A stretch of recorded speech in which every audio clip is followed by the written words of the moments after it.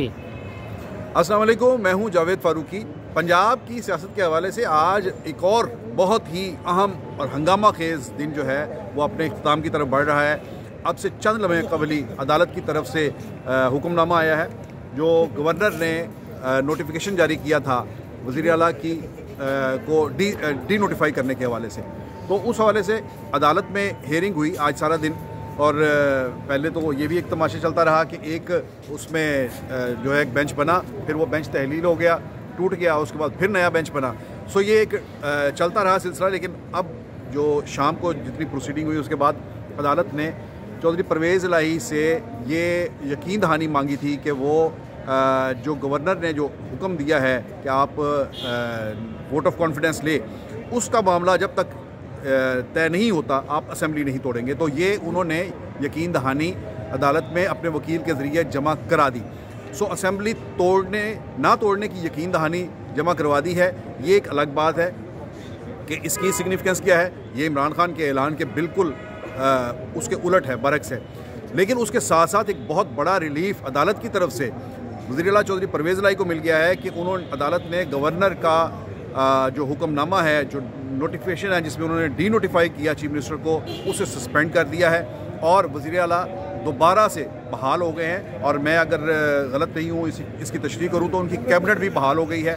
जो cabinet dissolve कर दी गई थी वो भी बहाल हो जाएगी इसके नतीजे में, जो मेरी एक अपनी अंडरस्टैंडिंग है।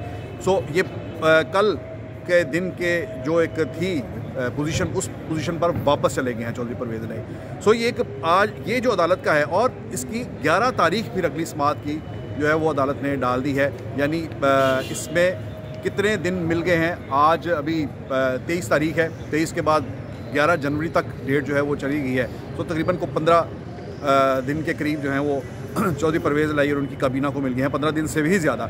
ये एक बहुत ही अमेजिंग, हैरान कुन किस्म की जजमेंट है जिसमें एक्स्ट्रा ऑर्डिनरी उनको एक रिलीफ मिला है।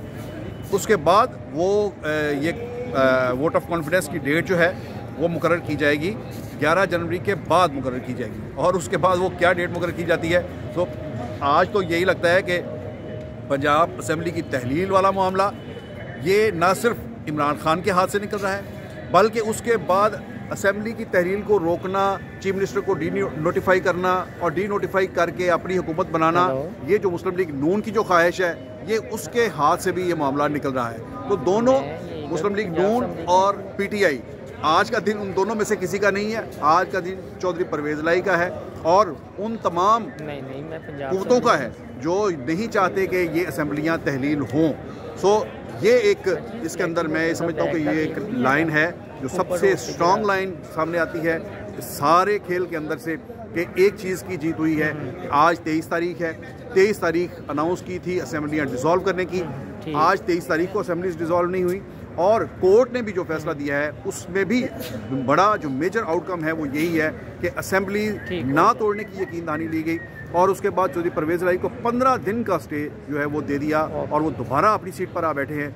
अब ये मामला किस तरफ चलते हैं, इस पर मैं समझता हूँ कि ये अगर इमरान खान साहब जो हैं उनके लिए इसके अंदर सोचने का बहुत ज़्यादा मकाम है, तो इसके साथ साथ मुस्लिम लीग नून के लिए भी बहुत ज़्यादा इसके अंदर सोच विचार की गुंजाइश है। उसके बहुत सामान है कि वो कहाँ खड़े हैं।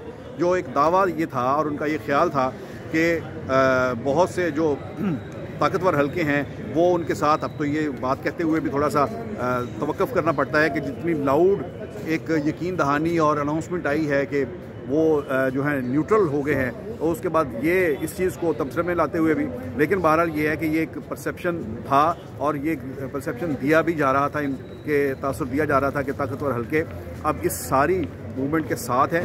ये भी एक, इसके ऊपर भी एक सवालिया निशान लग गया कि वो तमाम के तमाम क्या उन्होंने अंडे PMLN की टोकरी में रख दिए हैं, इस पर भी सोच विचार करना होगी। बहरहाल आज पंजाब असेंबली के बाहर में खड़ा हूँ। पंजाब असेंबली में भी बड़ी हीटेड डिबेट हुई। वहाँ पर पंजाब असेंबली में हुकूमती जो मेंबर्स हैं यानी PTI, उन्होंने गवर्नर के ख़िलाफ़ एक करारदाद मंजूर की और सदर से उस करारदाद में मुतालबा किया गया कि वो गवर्नर के ख़िलाफ़ ये कार्रवाई करें। उन्होंने एक गैर आइनी इक़दाम किया है। इसके साथ साथ एक गवर्नर के ख़िलाफ़ एक तहरीक इस्तेहकाक जो है वो भी जमा कराई गई है और उसको भी एक्सेप्ट कर लिया गया है और इस्तेहकाक कमेटी के सुपुर्द कर दिया गया है कि उन्होंने इस ऐवान का इस्तेहकाक मजरूह किया है चीफ मिनिस्टर को नोटिफाई करके।